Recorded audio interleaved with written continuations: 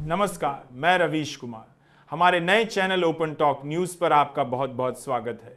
सबसे पहले वीडियो को लाइक और चैनल को सब्सक्राइब कर दें। और आप हमारी वीडियो कहां से देख रहे हैं कमेंट बॉक्स में जरूर बताएं।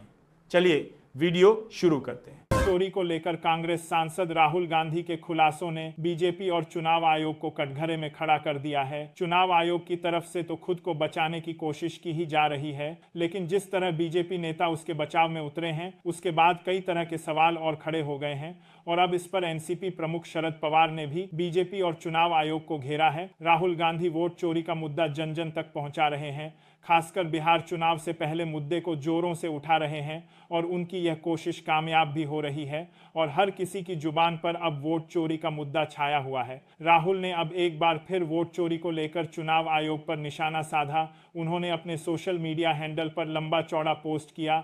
उन्होंने लिखा, भारत में युवाओं की सबसे बड़ी समस्या बेरोजगारी है और इसका सीधा रिश्ता वोट चोरी से है। जब कोई सरकार जनता का विश्वास जीतकर सत्ता में आती है तो उसका पहला कर्तव्य होता है युवाओं को रोजगार और अवसर देना, लेकिन बीजेपी चुनाव ईमानदारी से नहीं जीतती। वह वोट चोरी और संस्थाओं को कैद करके सत्ता में बने रहते हैं। इसीलिए बेरोजगारी 45 साल के उच्चतम स्तर पर पहुंच चुकी है।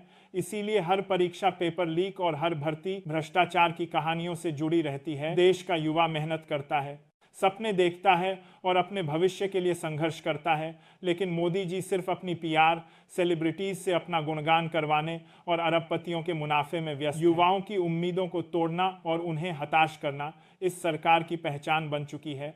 राहुल ने आगे लिखा कि भारत का युवा समझ चुका है कि असली लड़ाई सिर्फ नौकरियों की नहीं बल्कि वोट चोरी के खिलाफ है, क्योंकि जब तक चुनाव चोरी होते रहेंगे तब तक बेरोजगारी और भ्रष्टाचार भी बढ़ते रहेंगे। अब युवा ना नौकरी की लूट सहेंगे ना वोट की चोरी। भारत को बेरोजगारी और वोट चोरी से मुक्त करना ही अब सबसे बड़ी देशभक्ति है। बढ़ते हैं अगली बड़ी खबर की ओर।